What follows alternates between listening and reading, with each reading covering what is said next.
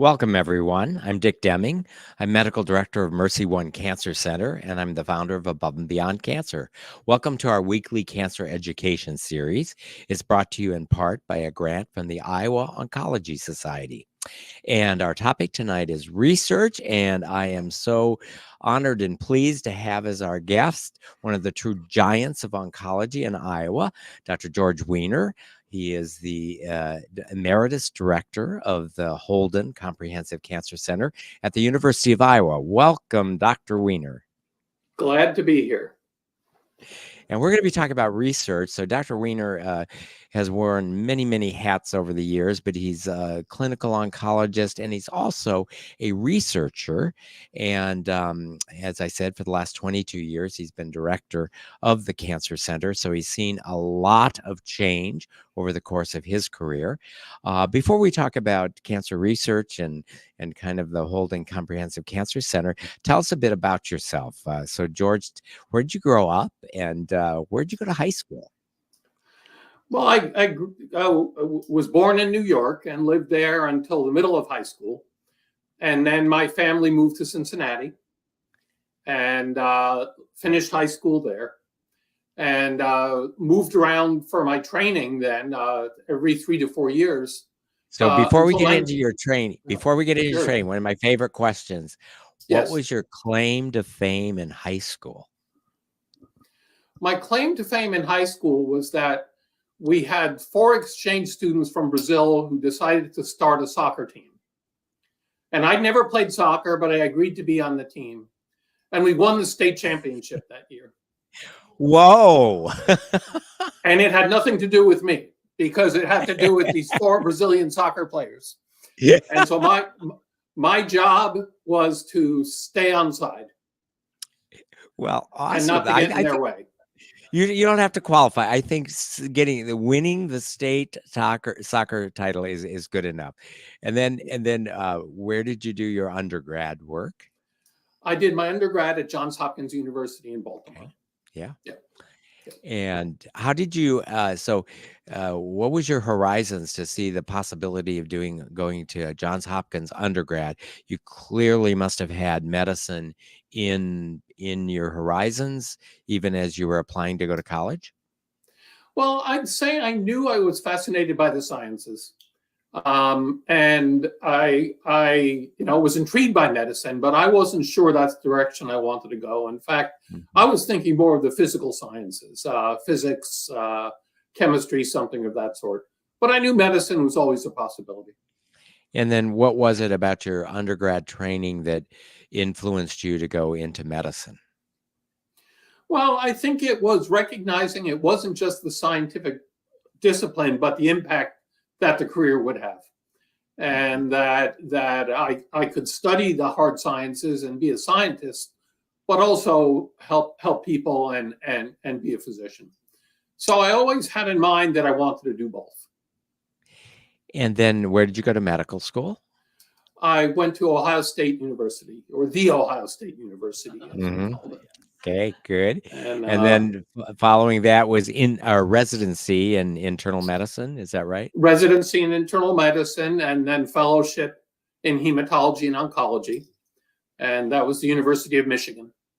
Okay, good. Yeah. And so upper Midwest. And then you came to Iowa when?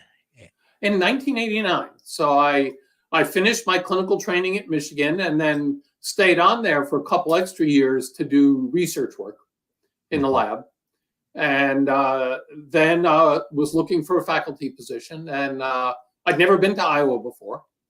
And figured where I really wanted to go was Duke or NYU or Columbia.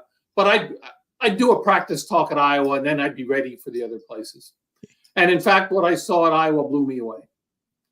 And so I ended up accepting that position, and that was well over 30 years ago.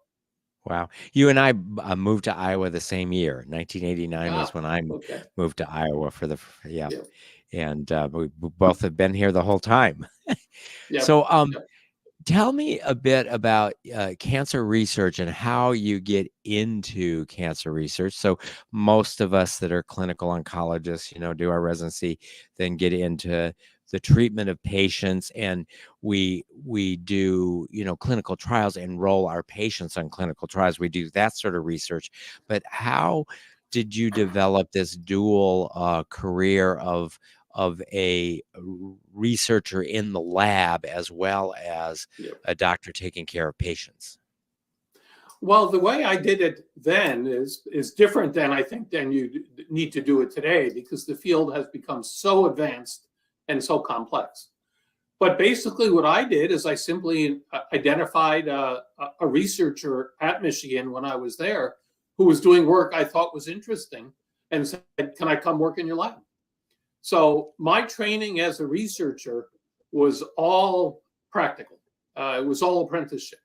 I really had no formal training whatsoever. I think that would be extraordinarily difficult to do these days, because the technology and the complexity has increased so dramatically. But in those days, that was the path I took, recognizing that I would have to dedicate a couple years of my life to doing that training. But nowadays, most people who do what I do will end up getting a PhD or nearly that, and have to spend a lot more formal time getting trained in research. And what was the field of study that your advisor, the person that you joined the lab back in Michigan, what was the research that was being done at that time? Well, this was research into cancer immunotherapy.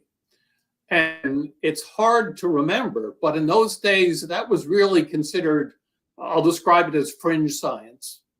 Most of the experts in the field of oncology felt cancer immunotherapy would never work, that cancer is too much like the rest of the body for the immune system to be able to fight it. And what intrigued me about this is that there had been studies done actually for over 100 years trying to use the immune system to treat cancer. And they never worked really well up until that point, but there always were a few patients who did extraordinarily well. And so it might only be 2 or 3% of patients who were involved in those research studies who benefited. But to me, that was enough to say, there's something here. If we can just figure out what it is, we can help a lot more people. So that's what attracted me to the field, even though at the time it was not one of the more popular fields in cancer research. And then has your own research over the last 30 years all been in that general field of immunology, immunotherapy for cancer? Yes, my own research has been. And it's been very exciting to see, some of the things we started out and demonstrated could work in the lab. Sometimes it takes a decade or two before they actually start helping patients. And seeing that now is really gratifying, knowing that it took a lot of work. It took, hundreds of people doing the basic work, doing the clinical trials, and patient volunteers to get to the point we are today. And could you take maybe 5 minutes or so and give us just a little bit of a primer on immunotherapy for cancer and sort of the basic principle of it? And then I would also be interested in you describing kind of how things have advanced from where you started with your mentor at Michigan to where you see research going in the future. Sure. Well, the immune system is extraordinary. What it allows our bodies to do is identify foreigners. And those foreigners usually are in the form of infections such as viruses or bacteria or funguses and fungi and those sorts of things. And the immune system has learned to distinguish self from non-self. So when you get a viral infection, those viruses go inside our cells. The immune system travels around and basically continually sniffs at every cell in our body. And if the immune system senses a cell is infected by a virus, it will come in and eliminate that cell so that virus can't be passed on. And our immune system can be stimulated to do that through vaccines, for example. So at the time, we thought, well, why can't we do that with cancer? And so we tried to make cancer vaccines and other approaches like that didn't work very well. And the reason it didn't work very well is that the cancer cells are just not that different from the rest of the cells in our body.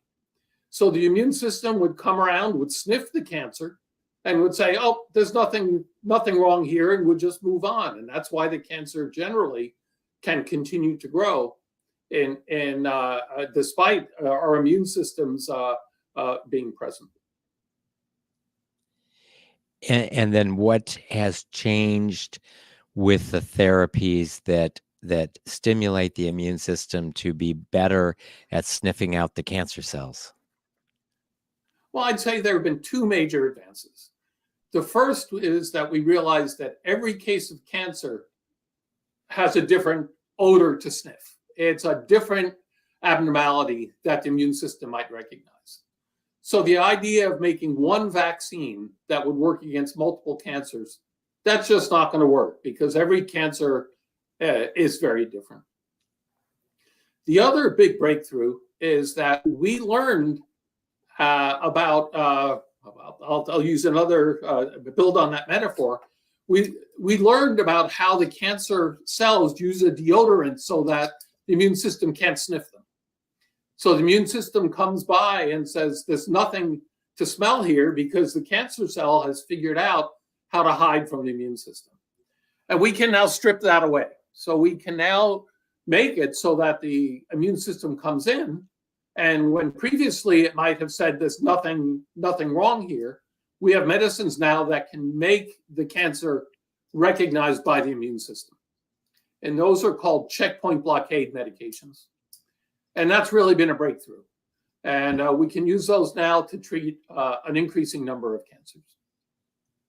You know, you mentioned vaccines. And so I think of, like, when you think of vaccines for infectious diseases, you think of getting a vaccine that prevents you from getting that infectious disease. But I guess really what happens is you stimulate your immune system so that it kills those infectious particles, whether viruses or bacteria, as they enter the body. So when you think of a cancer vaccine, when I first heard the concept of vaccine, I thought, oh, this would be something you would give people who don't have cancer to prevent them from having cancer. But vaccines, when we talk about cancer vaccines, it's really to stimulate the body's immune system for a patient's cancer that we already know about. Would that be correct? Well, that's the way I'm using the term right now and talking about what we call a therapeutic vaccine. So that's a cancer vaccine that actually treats a cancer that's already occurred. Now, among the most successful approaches to reducing the burden of cancer that we have are preventive vaccines that actually prevent infection with viruses that can cause cancer. And a great example of that is the HPV vaccine. We know that HPV, the human papillomavirus, is a very common virus that can infect cells. And there are certain subtypes of HPV that can live in our cells for years and even decades, and occasionally will turn the cell they're living into a cancer cell. And if we can prevent that initial infection with HPV, then that cancer will never occur decades later. And that's why we talk about kids getting the HPV vaccine when they're young teenagers, to prevent these infections from happening so they don't develop some of these cancers many years down the road. So preventive vaccines that are based on viral infections that cause cancer are incredibly valuable. But we also want to develop the therapeutic vaccines for people who've already developed cancers. And sticking with the prevention for a bit, so I'm aware of like EBV virus and HIV virus.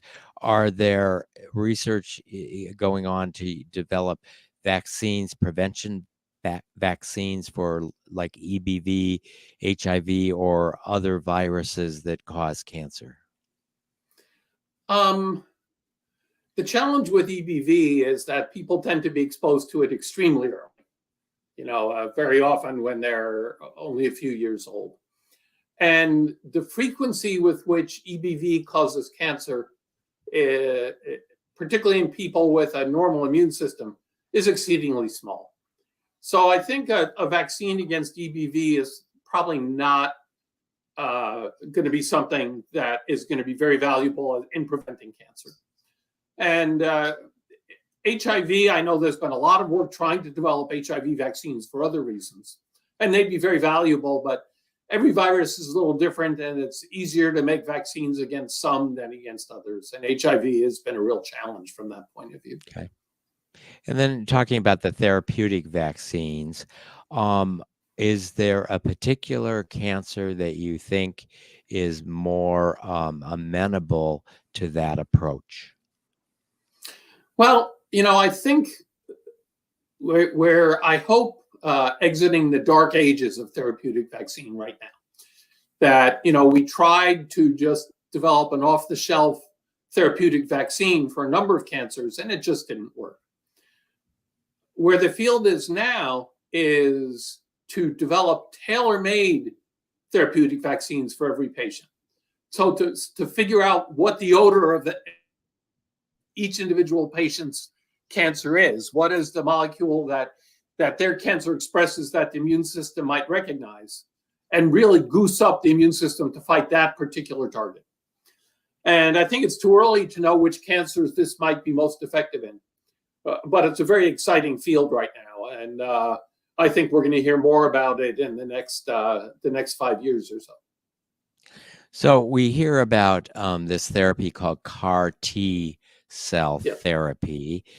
Does that have similarities to therapeutic vaccines in the way that it works? And maybe you could describe what is CAR T cell therapy, and then how it maybe compares and contrasts to therapeutic vaccines. Yeah. Well, what they have in common is therapeutic cancer vaccines and CAR T both involve a type of immune system cell called the T cell. And the T cell is the type of cell in the body that sniffs around for infections and sniffs around and kills off cells that don't belong.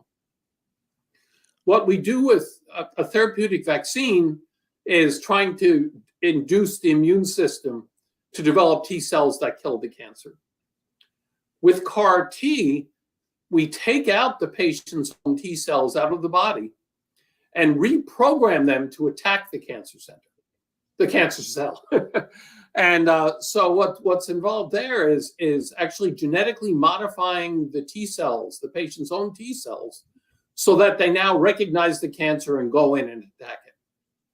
And they're trained to recognize the patient's own cancer.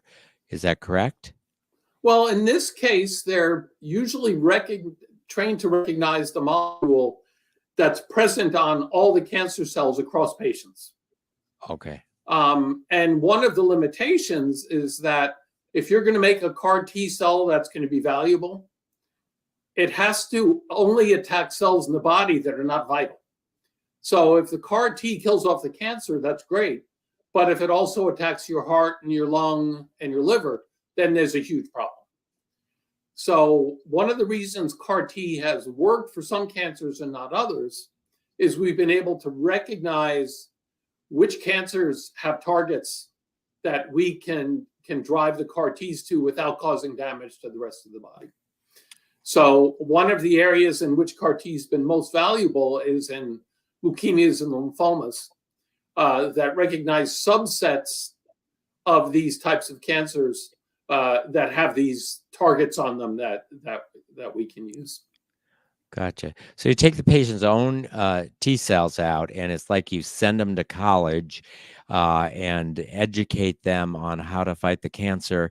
And then once they graduate from college, you bring them back home, infuse them into the patient's own body, and now their T cells have learned how to fight cancer.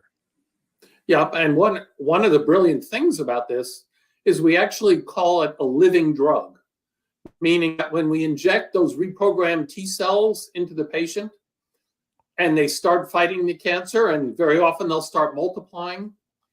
Each one of the resulting cells that multiplies also is specific against the cancer.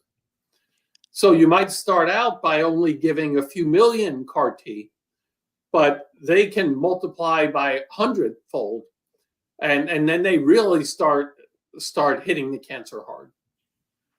How long does a T? Oh, I'm sorry. Go ahead. I was going to say this usually happens within 1 to 2 weeks. It happens very quickly. And when it happens, those T cells get very excited, and they can start making all sorts of hormones that can cause side effects. Just like when you have a virus and the flu, your immune system gets activated, get fever, you get the chills as those T cells are multiplying and fighting off the virus. The same thing happens with CAR T. They get very excited, they start fighting the cancer. And this can cause side effects that are usually time limited with CAR T, but can be very severe. And it's one of the areas we're working on. How do we get the benefit of CAR T without this, we call it cytokine storm. It's all of these immune system hormones being produced. How do we get patients through that so we can benefit from the anti-cancer effect of these cells? So one thing I'm confused about is how the CAR T cells multiply, because I thought a white blood cell doesn't divide into 2 to 4, 4 to 8. That a T cell, which is a white blood cell, has a certain defined life and it dies, and that the bone marrow makes the new T cell. But how does an educated T cell multiply and divide and make copies of itself? Well, white blood cells are all very different in that regard. So if you think about what we call the neutrophil, or which is among the most common types of white cells, what you described is correct. They have a defined lifespan, they don't divide, they do their job, and they're replaced by more cells in the bone marrow. But T cells do stay with us and divide when they've recognized their target and multiply. So in the case of T cells, we definitely get very dramatic expansion of the T cell population in someone who has a virus infection, for antiviral T cells, or for CAR T cells in someone with a cancer. Gotcha. So they do divide by mitosis. One cell becomes 2, 2 become 4, 4 become. Yep. Okay. And then it's interesting. They divide and they take on different jobs. So some of those T cells become what we call effector T cells, and they're the ones that go in and will kill the cancer. Some of them will become memory T cells, and they sort of will hide in the bone marrow saying, okay, we're going to keep our eyes out for the same target in case it comes back. And that's one of the reasons there are some infections that you can only get once, because your body develops T cells. Some of them become memory T cells, and they're in waiting in case you get the same infection again. In cancer, this is really great because what happens is you've got an anti-cancer memory T cell in your body. So if a little piece of the cancer emerges somewhere else where the immune system couldn't see it before, theoretically with CAR T cells, they'll still be able to fight it off. Now, what's important though is that they're very specific for that one target. So they won't stop you from getting a different kind of cancer. But they're waiting in case that first cancer reemerges to come in and attack it again. What aspect of immunotherapy that is not currently FDA approved, what are you excited about? Where are your research or other research in terms of immunotherapy? Where are we headed that might be a different paradigm of using either T cells or antibodies or immunotherapy in general for cancer? Well, I'll mention two approaches. One that I don't work on directly, but we've already talked about, and that is the tailor-made cancer vaccine, where you take a biopsy of the cancer, you look at the genetics of that cancer and figure out what about it will the immune system be able to see and attack, and develop a tailor-made therapeutic vaccine for each individual patient. And a lot of this is benefiting from the mRNA technology that was so beneficial with the COVID vaccine. So we're learning how to use some of that technology now to develop cancer vaccines. One area that my own lab is very interested in is actually turning the cancer still in the body into the vaccine. And so we're looking at how can we inject the cancer with substances and treat them in other ways that turns the cancer itself into the vaccine. So the immune system suddenly rushes in and says, wait, this cancer doesn't belong. We're going to fight it. And we call that in situ immunization. So in situ meaning on site, and immunization. So when we do that, we don't really need to know ahead of time what the specific target is that the immune system is going to recognize. We just need to figure out how to tell the immune system, come in here, this isn't right, figure out what's going on and fight the cancer. And we're making progress. We're not there yet, but we're working hard in that area. And so theoretically, what do you do to make that happen? I mean, it's not like CAR T where you take the body's T cells and teach it something. You're trying to get them to act in a way that's different than they act now by a drug, or? Well, what we use now is basically a pretend virus. So we've constructed a virus that has no ability to infect, but the immune system sees it as something that's really dastardly. And so when we take this pretend virus and inject it directly into a cancer, the immune system rushes in thinking a bad infection is going on. And it starts looking around for the infection, and it doesn't find the infection, but it finds the cancer.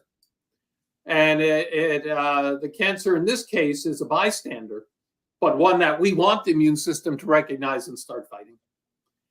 So we call these virus-like particles, and figuring out exactly what to put on them, exactly how to give them, what to give them with, how often you need to treat with them, are a lot of the key questions we're asking in the lab right now.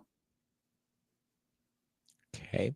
So another exciting area that we're hearing more about, because more of these this technology is becoming useful today, is this concept of being able to identify circulating tumor DNA in the bloodstream, and that a test where you just draw blood can find actual DNA from tumor cells that have died and is circulating. Could you elaborate a little bit more about that technology and how you see that being used more and more in clinical management of patients? It's a very exciting technology, and called circulating tumor DNA, and it goes by a number of other names. And you're exactly right. What it allows us to do is, in many cases, assess the burden of cancer, whether there's cancer left after treatment, without actually doing biopsies and multiple scans. And one of the complex aspects of this we've already talked about this afternoon, and that is that everybody's cancer is different. So the DNA that you're going to look for to see whether or not a cancer is present is also going to be different for each individual patient. And starting to figure out how to do that right now. And this approach is being used clinically now for certain patients to determine whether the cancer is still in remission or whether there might be some microscopic cancer that's starting to reemerge.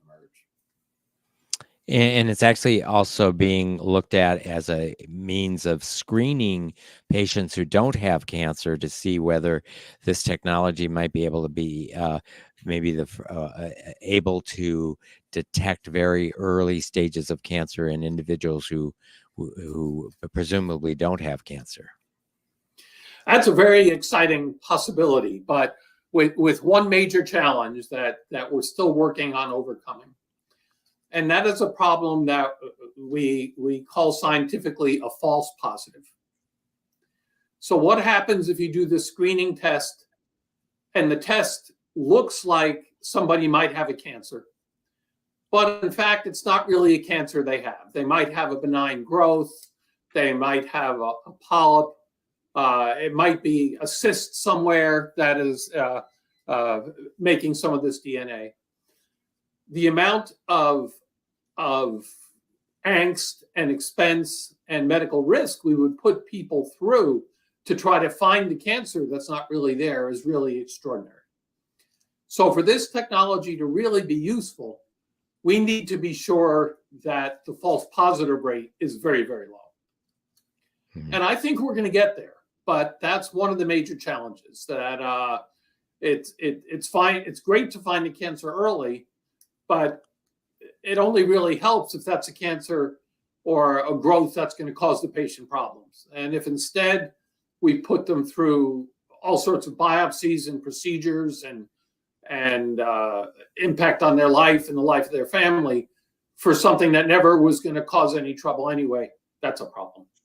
Yeah. So, with each one of these new technologies, there's a very exciting part of it, but then there's something we have to think about carefully before we say this is ready to benefit people. George, what would you estimate is the number of researchers that you have at the University of Iowa? And I'm talking more about the bench researchers that are working in fields related to oncology. It depends upon how you define that. We very often talk about principal investigators like me, who are the faculty members who have research teams. My team has about 9 people in it right now, including a number of PhDs. I would say we probably have about 100 principal investigators who are doing basic laboratory research in the Cancer Center. Okay. And each one of them has other people working in their lab and is collaborating closely with clinical researchers like yourself and others. But I'd say that's probably a reasonable estimate of the number. Okay, so I want to invite you to, as the head of research there, I'm sure you don't know every single researcher's project as well as they do, but maybe invite you to, you want to share with us some of the areas that your principal investigators are working on in terms of research related to cancer? Oh boy, you're asking me to pick my children here, because I think there's so much superb work that's going on. It's very hard to. Well, if you can do all 115 minutes, you don't have to choose favorites. But otherwise, maybe just whatever pops into. No, seriously though, I'm really interested in kind of getting a not so much deep, but a kind of a breadth of the types of work that your researchers are doing. Sure. Well, then we have a world-class team that's studying the effect of use of super high doses of vitamin C as a way to enhance the success of cancer therapy.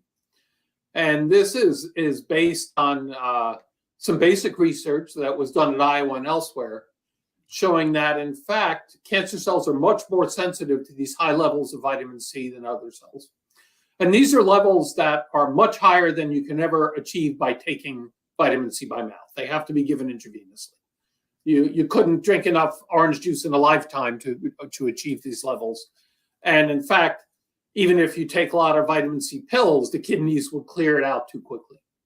So we're doing all sorts of studies looking at combining with vitamin C, with chemotherapy, with immunotherapy, with radiation, with some promising results, showing based on our research that we might be able to use vitamin C in combination with other treatments to help a variety of types of cancer patients.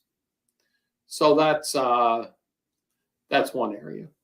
We have a number of researchers who are studying how low oxygen levels might impact on how cancer therapy works and on how the immune system might work. And in fact, we know that in cancer, the oxygen level can be very variable because of blood vessels and how oxygen gets into the cancer. So understanding this is hugely important as well.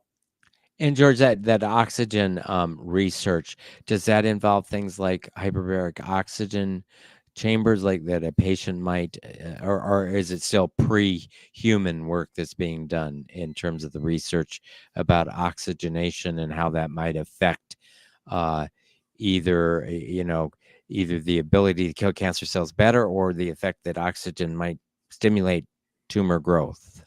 Yeah.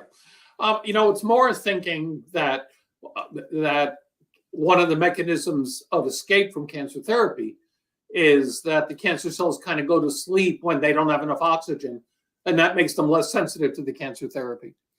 So there is interest in reversing hypoxia to make cancer therapy more effective, but it's still relatively early from that point of view. Another area that I'm quite involved in at the national level is a cooperative group that is composed of 19 cancer centers that goes by the name of the Oncology Research Information Exchange Network, or ORION. And ORION is basically composed of the cancer centers plus patient volunteers who have consented to let us use information on their cancer and on their course to figure out how different patients are likely to respond to therapy. And as a network, we've actually obtained consent from over 400,000 patients across the country, including many wonderful folks from Iowa. And among those, we now have totally sequenced the DNA of their cancer on over 30,000. And we're using that information to figure out which treatments work best in which patients. And by having such huge numbers, it really allows us to take a deep dive into that. And the Orion Network is a fantastic collaborative group. I, in fact, have 2 phone calls tomorrow to talk about research activities we're doing with the network. And so that's an area that Iowa researchers involved in, as well as researchers from around the country. As you describe that, it makes me think of, the concept of AI, or maybe, we call it machine learning. And what do you think is, maybe talk about the study you just talked about, and how super fast computers and allowing computers to do things on their own might influence that, and then maybe talk in general about what you think AI what role that may play in cancer research, and or how it might change cancer treatment or management of patients in a health system. Yeah. Well, it's already having an impact on the Orion network. And I think it depends how you define artificial intelligence. But the fact is, we've got millions of pieces of information on tens of thousands of patients. And you can't make sense of that with an Excel spreadsheet. So you really do need help of computers to look at that data. Now, we need to tell those computers what to look for. And we can say, look for a difference between this group and that group, and tell us what those differences are. We can ask the computers to say which processes in the cell are different between these two groups. And so we're making extensive use of AI-like tools right now. And they're continually getting better and allowing us to ask questions that we couldn't have asked before. And so the whole idea of what we call informatics, we have whole departments of people doing this work who can help us use this data in ways that we couldn't have used it before. Now, one of the challenges is linking that to clinical information. So when we look at the genes of cancer cells, or whether they have molecules on their surface, that's pretty clean information. The answer is yes or no for a given patient. When we try to look at the clinical information we get from patients, anyone who's looked at an electronic health record knows those are difficult to define sometimes and difficult to classify. And that's one of the great challenges in this whole field right now. How do we take the clinical information? When patients are willing to share it with us, how do we turn that into data that the computer can actually interpret? And that's proven a lot harder than you might think it would be. And so that's one of the main areas of the challenge right now is making sense out of the clinical information that we're collecting. You mentioned that when you started your career in research, that you were able to kind of, without getting a PhD, you were able to learn the tools that really you would have learned in a PhD kind of on the job, and that it has taken you through for a whole career in research. How do you see the career of researchers now? How has it changed? What are some of the challenges of having, brilliant, intelligent, hardworking students being able to stay in the field of cancer research? Maybe a little bit about the relationship between universities and private industry that might have a profit motive in developing a commercial product. How have you seen that change over your career, and what are you most excited about, and what are you worried about in terms of young, bright people coming into cancer research now?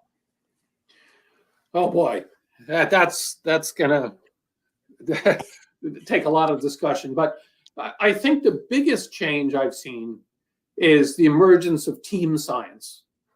That back in the day, you had one brilliant scientist working by himself in the lab, and he screams "Eureka!" and makes a discovery, and everybody benefits.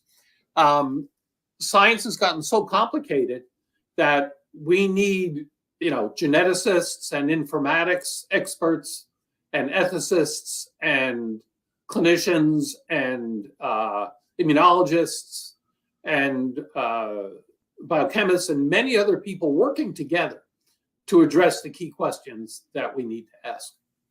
So it's become much more of a team effort than it was when I first started out. Teams were always important, but I'd say that's the biggest change.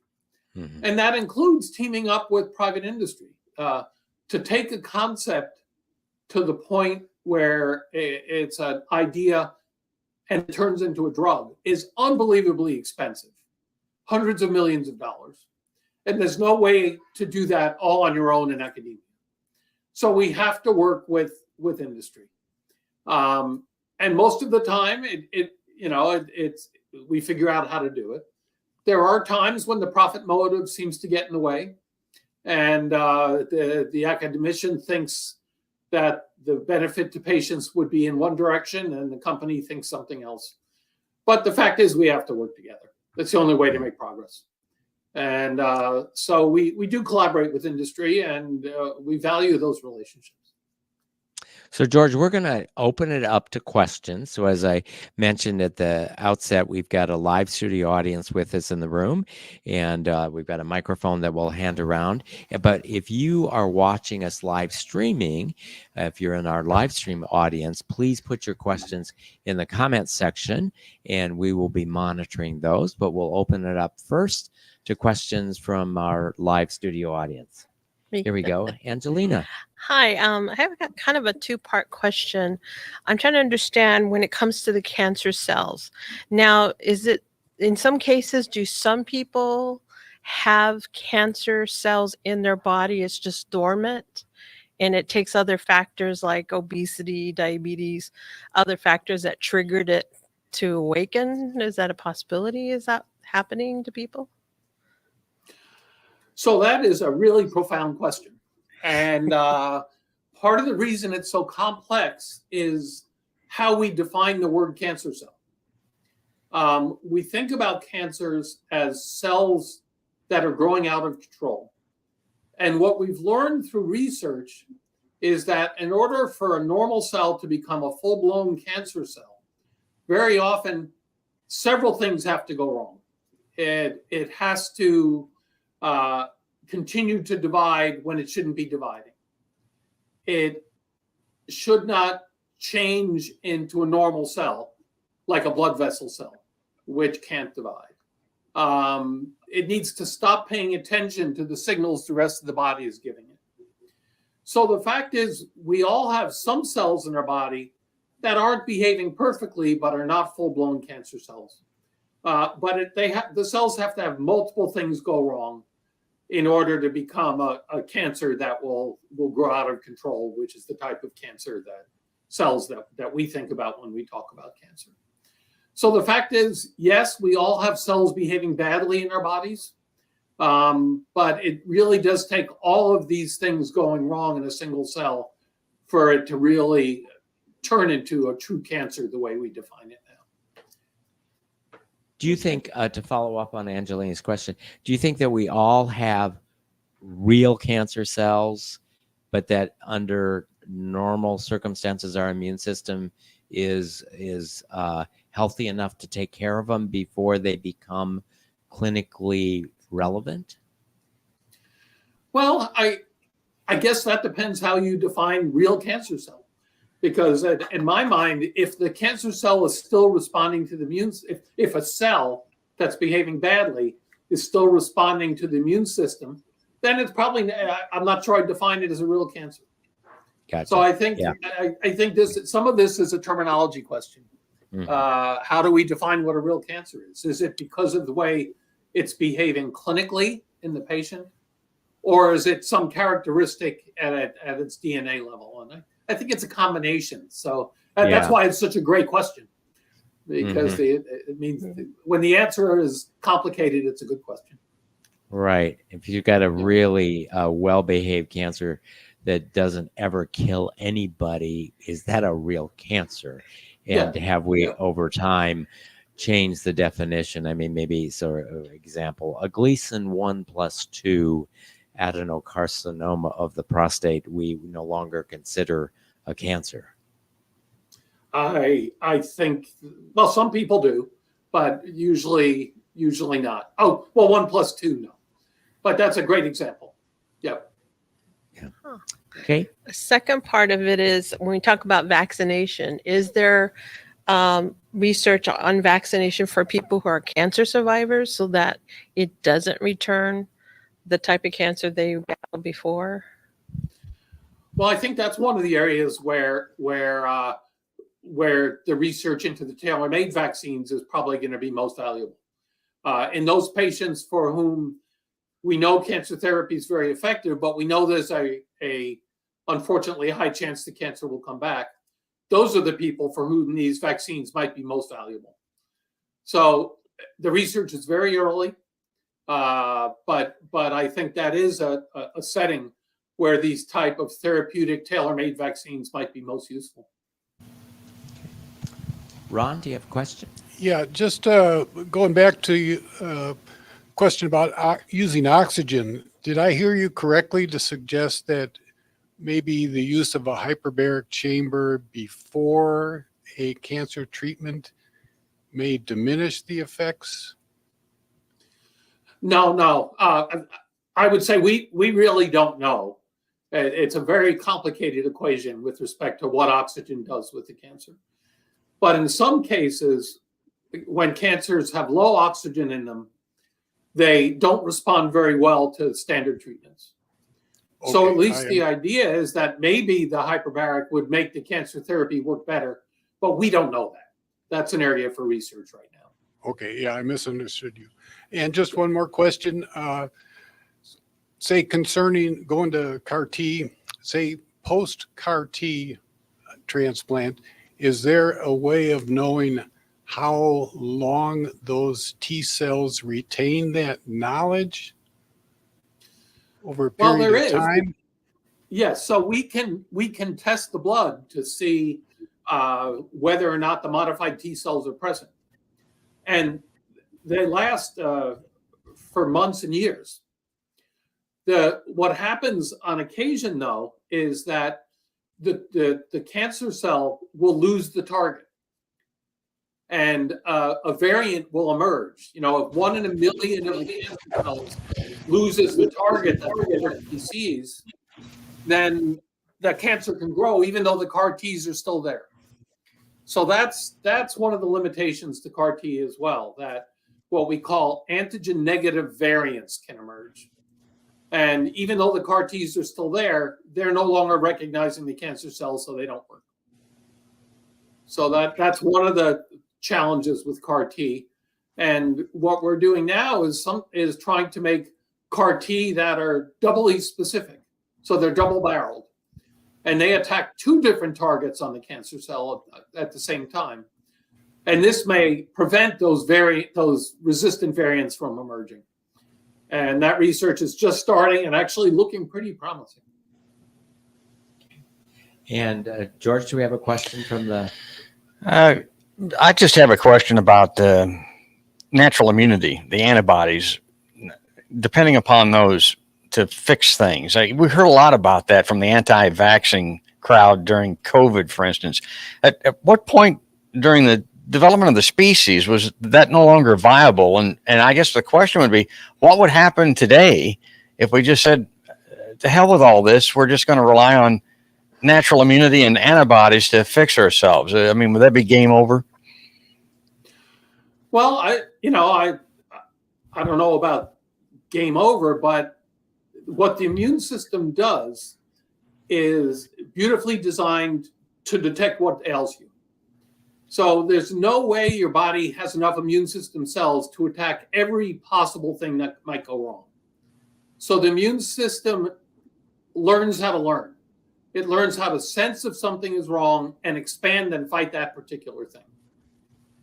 And that's why when your immune system get a cold, get sick for a while, the immune system kicks in and you get better. The fact is, naturally, that humans had a lifespan of 20, 30 years because they died of infections and all sorts of other horrible things. So going back to the good old days, it wasn't so good when it came to the point of view of our immune systems. So I think that the anti-vaxxers and others are doing a huge disservice when they speak about the fact that